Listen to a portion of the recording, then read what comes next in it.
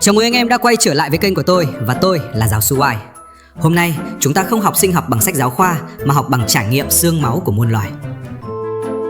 Hôm nay tôi sẽ dắt anh em đến một nơi mà cái tủ lạnh nhà anh em gọi bằng cụ. Nơi mà chỉ cần anh em lỡ mồm hắt hơi một cái là nước mũi biến thành cây kem đá ngay lập tức. Đó là Nam Cực. Và nhân vật chính của chúng ta, một lũ gã mặc tuxedo sang chảnh, đi đứng lạch bạch như mấy ông thần say rượu. Nhìn thì tưởng là nhân viên phục vụ bàn, nhưng thực chất lại là những chiến thần sinh tồn gắt nhất hành tinh. Đúng rồi, chính là tụi chim cánh cụt. Nhưng quên cái hình ảnh dễ thương trong phim Madagascar hay Happy Feet đi. Thực tế, nó dark và nó hài hơn nhiều. Anh em sẽ được thấy cảnh những ông bố sim lỏ nhất hệ mặt trời, những vụ đánh ghen lột lông nhau ngay trên băng, và cả những gã ăn trộm đá chuyên nghiệp không thua gì Money Heist đâu nhé. Tại sao một loài chim lại không chịu bay mà lại chọn đi bộ hàng trăm cây số giữa bão tuyết âm 60 độ C? Tại sao chúng nó lại chọn sống ở cái nơi mà đến vi khuẩn cũng muốn đỉnh công? 30 phút sắp tới sẽ là hành trình từ lúc chưa thành hình cho đến khi dậy thì thành công của những gã lùn này. Thề luôn, xem xong tập này, anh em sẽ thấy cuộc đời mình vẫn còn may mắn chán so với việc phải làm một con chim cánh cụt. Thắt dây an toàn vào, lấy một ly nước ấm và bắt đầu cuộc hành trình vào cái thế giới vô tri nhưng đầy rẫy drama này ngay bây giờ.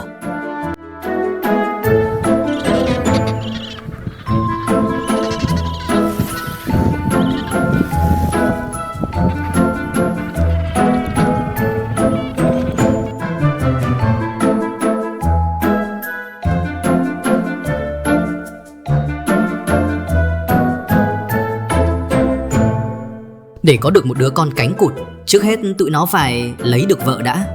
Ở cái nơi không có vàng bạc, kim cương hay iPhone 17 Pro Max như Nam Cực, thì thứ quý giá nhất chính là đá. Đúng, các bạn không nghe lầm đâu, là đá cuội ấy. Với chim cánh cụt, đá là tất cả. Có đá là có nhà là có vợ. Một gã cánh cụt đực sẽ lang thang khắp nơi để nhặt những viên đá đẹp nhất, tròn trịa nhất để về xây tổ. Nó nâng niu viên đá như nâng trứng, vì đó là sính lễ để nó đi hỏi vợ. Nhưng cuộc đời đâu có dễ dàng thế. Trong khi những gã chăm chỉ đi nhặt từng viên thì luôn có những thằng khôn lỏi. Anh em nhìn con này này, nó không đi nhặt đâu, nó đợi thằng hàng xóm vừa quay đi một cái là nó mượn luôn viên đá về tổ mình. Đấy, ở Nam Cực mà không tỉnh táo là mất nhà như chơi. Có những vụ đánh ghen, đấm nhau bằng cánh bôm bốp chỉ vì một viên đá cuội. Tôi thề, nhìn bọn nó tát nhau bằng đôi cánh ngắn tũn trông hài không tả được. Sau khi đã có một cái tổ bằng đá tạm ổn, các nàng thơ sẽ xuất hiện. Nếu nàng đồng ý, hai đứa sẽ đứng nhìn nhau rồi kêu gào thảm thiết lên trời. Người ta gọi đó là tiếng gọi tình yêu, nhưng tôi nghe nó cứ như tiếng lợn bị chọc tiết ấy. Nhưng thôi, tình yêu mà, ai cũng có lúc mù quáng và điếc tạm thời.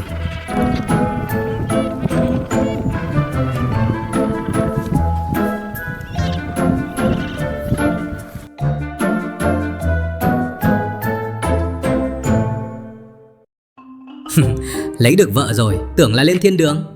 Không, đây là lúc bắt đầu khóa huấn luyện đặc công.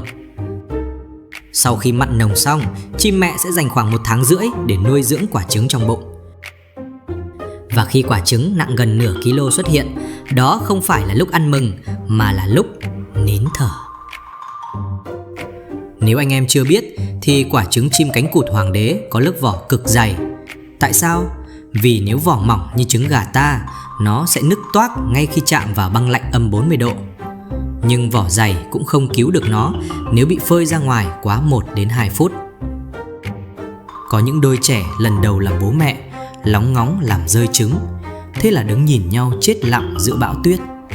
Nhìn thương lắm, nhưng thiên nhiên nó khắc nghiệt thế đấy, không có chỗ cho sự sai sót.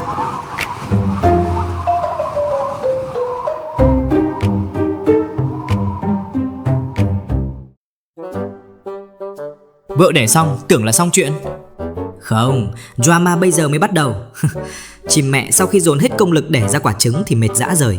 Nó sẽ bàn giao báu vật cho chim bố, rồi xách túi đi thẳng ra biển để ăn buffet cá cho bỏ công. Và thế là các ông bố chính thức bước vào kỳ nghỉ dưỡng tại địa ngục. Anh em tưởng tượng đi, đứng im một chỗ suốt 2 tháng trời, không ăn, không uống, không Netflix, không lướt TikTok, không điện thoại. Dưới chân là quả trứng, trên đầu là bão tuyết gào thét. Chỉ cần một giây hớ hênh, quả trứng lăn ra ngoài băng là coi như xong phim. Trứng luộc cấp đông trong vòng 3 nốt nhạc. Đoạn này tôi thấy nể bọn nó thật sự. Để giữ ấm, hàng ngàn ông bố phải đứng sát dạt vào nhau, tạo thành một cái nồi lẩu người khổng lồ. Những con ở ngoài rìa bị lạnh quá sẽ từ từ len lỏi vào giữa, con ở giữa ấm rồi lại nhường chỗ ra ngoài. Một sự đoàn kết mà có khi loài người chúng ta còn phải học tập dài dài. Nhiều ông bố lúc này sụt đi gần một nửa trọng lượng cơ thể. Nhìn mặt tụi nó kiểu biết thế ngày xưa mình ở vậy cho nó lành, yêu với đương mệt quá. Nhưng vì con cái, tụi nó vẫn đứng vững như những bức tượng đài sống đấy các ông ạ.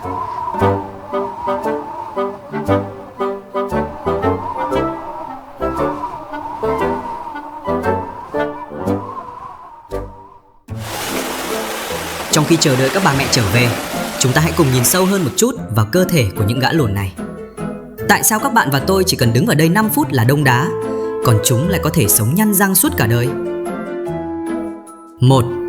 Bí ẩn của bộ vest tuxedo. Các bạn nhìn bộ lông của chúng mà xem, nó không đơn giản là lông chim đâu. Đó là hệ thống giáp đa lớp xịn nhất thế giới, với mật độ lên tới 15 lông trên mỗi cm vuông. Đây là bộ đồ lặn cách nhiệt hoàn hảo. Lớp lông ngoài cùng cứng và xếp chồng lên nhau như mái ngói để chống nước. Còn bên dưới là lớp lông tơ mịn giữ khí ấm. Khoa học thú vị ở chỗ, trước khi xuống nước, chúng sẽ dùng mỏ quẹt vào một tuyến dầu ở đuôi rồi bôi khắp cơ thể. Đây chính là lớp nano chống thấm tự nhiên, giúp chúng lên bờ là khô ráo ngay lập tức. Nếu các bạn nhìn kỹ, sẽ thấy chim cánh cụt rất hay rỉa lông. Không phải chúng điệu đà đâu, chúng đang bảo trì bộ giáp sinh tồn của mình đấy. 2. Đôi bàn chân không bao giờ đóng băng. Đây là phần tôi thấy hack não nhất. Tại sao đứng trên băng âm 60 độ mà chân chúng không bị hoại tử? Các nhà khoa học đã phát hiện ra một hệ thống gọi là trao đổi nhiệt ngược dòng. Các mạch máu đi xuống chân nằm sát sàn sạt với các mạch máu đi ngược lên cơ thể. Máu nóng từ tim sẽ sưởi ấm máu lạnh từ chân trở về trước khi nó kịp làm lạnh toàn bộ cơ thể. Kết quả là đôi chân của chúng luôn giữ ở mức nhiệt độ vừa đủ để không bị dính chặt vào băng, nhưng cũng không quá nóng để làm tan băng bên dưới.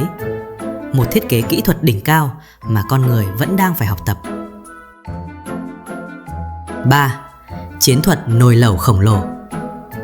Các bạn hãy nhìn vào đám đông đang đứng sát nhau kia. Đây không phải là một cuộc tụ tập ngẫu nhiên. Trong khoa học, đây là cách tối ưu hóa nhiệt lượng. Nhiệt độ bên trong cái nồi lẩu này có thể lên tới dương 37 độ, ngay cả khi bên ngoài đang là bão tuyết âm 40 độ. Nhưng có một quy luật ngầm rất công bằng. Những con ở tâm vòng tròn sau một thời gian quá nóng sẽ phải tự động di chuyển ra rìa để nhường chỗ cho những con đang run rẩy ở ngoài vào. Nếu có một gã nào ích kỷ không chịu ra, cả đàn sẽ đẩy gã đó ra ngay lập tức. Ở đây, sự đoàn kết không chỉ là đạo đức mà là điều kiện sống còn đấy.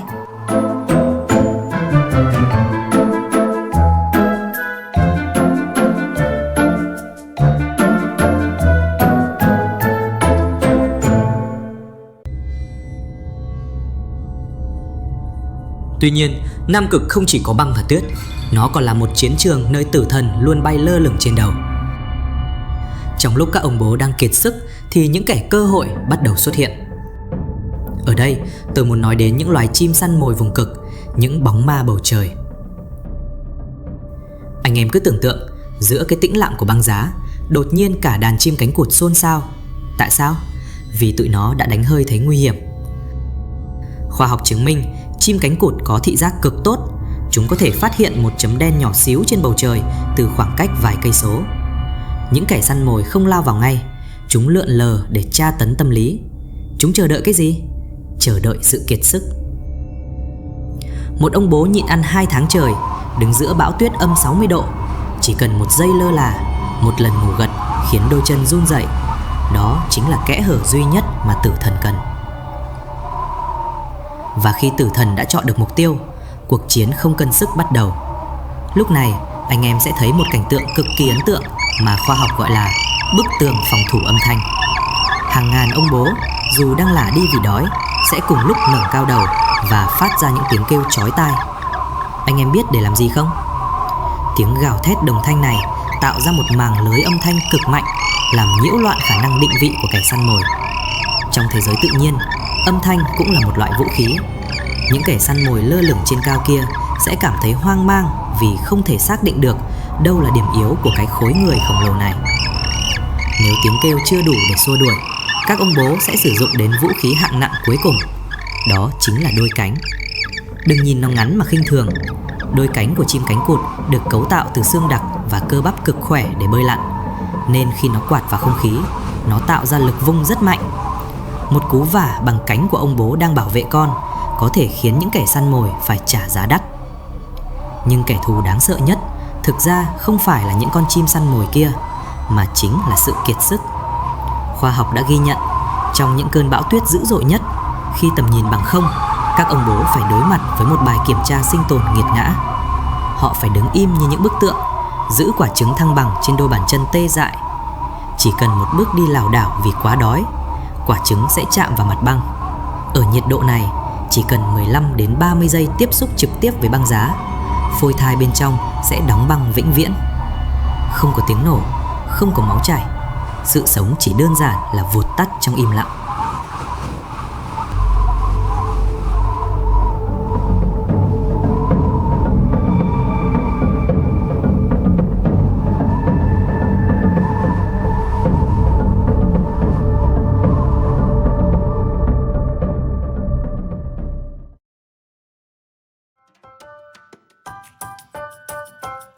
Sau hơn 60 ngày chịu đựng cái lạnh thấu xương trên bàn chân của bố, một phép màu đã xảy ra.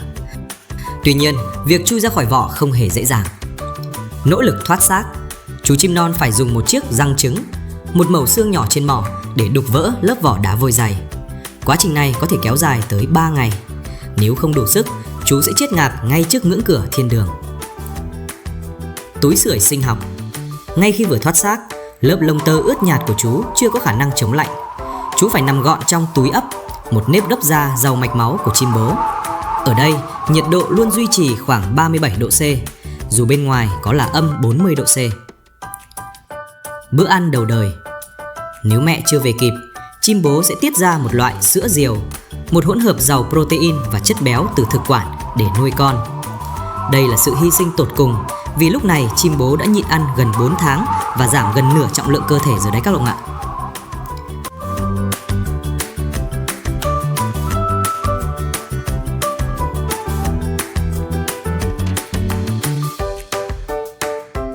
Vậy là chúng ta đã đi qua hơn một nửa chặng đường về cách mà những sinh vật nhỏ bé này chống lại cả một lục địa băng giá bằng những công nghệ sinh học thần kỳ nhất. Các bạn thân mến, gã choai của chúng ta hiện đã bắt đầu mọc đủ lông đủ cánh, nhưng bụng thì đang réo vang vì đói. Mẹ của chú vẫn chưa thấy đâu giữa đại dương mênh mông kia.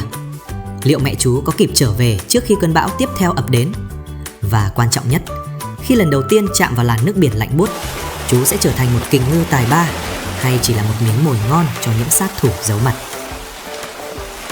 Đừng rời mắt khỏi màn hình ở tập tiếp theo, vì chúng ta sẽ chính thức rời xa đất liền để bước vào một thế giới hoàn toàn khác, đại dương của những sát thủ. Nhớ nhấn đăng ký và chuông thông báo để theo dõi hành trình lần đầu xuống biển đầy sóng gió của thanh niên vụng về này ở tập tiếp theo nhé. Tôi là giáo sư White. Cảm ơn các bạn đã theo dõi hết chặng đường, tạo ra một con chim cánh cụt thú vị và đầy thông tin bổ ích này nhé. Hẹn gặp lại các bạn trong tập 2, khi chú chim của chúng ta lớn lên và đối diện với những thử thách đáng sợ hơn cả những gì bạn tưởng tượng. Xin chào và hẹn gặp lại.